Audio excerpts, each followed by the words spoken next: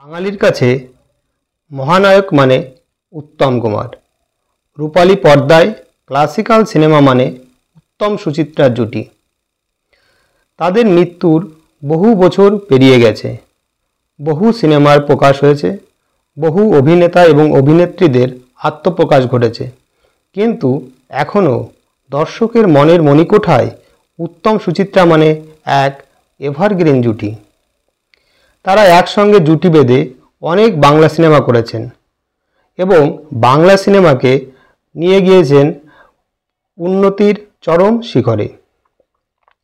তবে এখনকার সিনেমা জগতের মতো তখনকার সিনেমা জগতের শুটিংয়ের ক্ষেত্রে একটা পরিবেশগত পার্থক্য ছিল, যা বহু বর্ষীয়ান অভিনেতা এবং অভিনেত্রীদের মুখে শোনা যায়।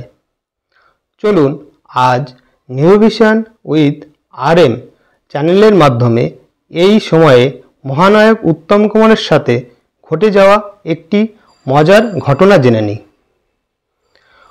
তখনকার যুগের অনেক বর্ষীয়ান অভিনেতা এবং অভিনেত্রীদের সাক্ষাৎকারে তারা বলেছেন, তাদের অতীতের স্মৃতি রোমন্থন করতে গিয়ে একথা বারবার উঠে এসেছে যে তাদের সময় শুটিং ফ্লোরে ঘটত নানান রকম মজার ঘটনা। তবে পঞ্চদশ শতকে উত্তম সুচিত্রা অভিনীত এক সিনেমায় শুটিংয়ের সময় ঘটেছিল এক কেলেঙ্কারি ঘটনা। স্বয়ং উত্তম কুমারকে অভিনয় করতে হয়েছিল শ্মশান থেকে আনা ফুলের মালা দিয়ে। এটা শুনতে অবাক লাগলেও ঘটনাটি সত্য। সিনেমার নাম হারানো সুর। এই সিনেমার বিখ্যাত গান তুমি যে আমার শুটিংয়ের সময় ঘটেছিল এই কেলেঙ্কারি ঘটনাটা। যদিও শুটিংয়ের সময় মহানায়ক জানতেন না যে শ্মশান থেকে আনা ফুলের মালা দিয়ে তিনি শুটিং করছেন।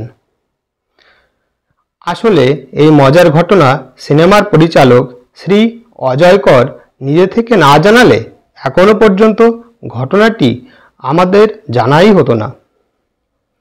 কিন্তু সেদিন কি এমন ঘটেছিল যে মহানায়ককে শ্মশান থেকে আনা ফুলের মালা দিয়ে শুটিং করতে হয়েছিল? আসলে সেই সময় টালিগঞ্জ স্টুডিও পাড়ায় হাল ছিল একেবারে বেহাল অবস্থা। সন্ধ্যা হয়ে গেলে রাস্তাঘাট হয়ে যেত জনশূন্য। অন্ধকার রাস্তায় শোনা যেত শুধু ঝিঝি পোকার ডাক।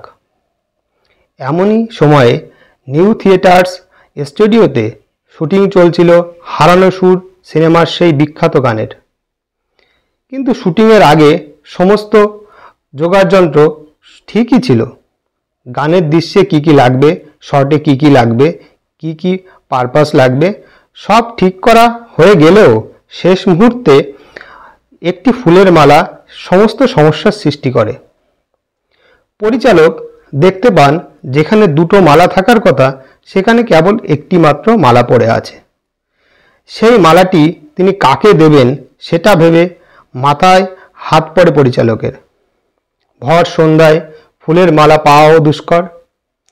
শেষমেশ অনেক ভাবনা চিন্তা করে পরিচালক একটি ছেলেকে মালা জোগাড় করার দায়িত্ব দেন। কিছু সময় পরে মালা ঠিকই আসে, কিন্তু সেটা এসেছিল কেওড়াতলা মহাশ্মশান থেকে। ভয়ে ভয়ে মহানায়ককে না জানিয়ে শুটিং শেষ করেছিলেন পরিচালক। কিন্তু তিনি ঘনিষ্ঠ মহলে পরবর্তীতে দুঃখ করে বলেছিলেন, আজও উত্তম জানতে পারেনি সেদিন ওই গানের দৃশ্যে যে মালাটি ব্যবহার করা হয়েছিল সেটি ছিল কেওড়াতলা মহাশ্মশান থেকে আনা মালা। আসলে শুটিংটি ভেস্তে যাবার ভয়ে পরিচালক পুরো ঘটনাটি গোপন রেখেছিলেন। বন্ধুরা, আপনারা আমাকে কমেন্টের মাধ্যমে জানান যে পরিচালক এই বিষয়টি গোপন রেখে ঠিক কাজ করেছিলেন না ভুল করেছিলেন। নমস্কার বন্ধুরা, আজ এই পর্যন্ত। আবার নতুন কোনো ভিডিও নিয়ে আপনাদের সামনে হাজির হব। ভিডিওটি ভালো লাগলে লাইক, কমেন্ট এবং শেয়ার করবেন।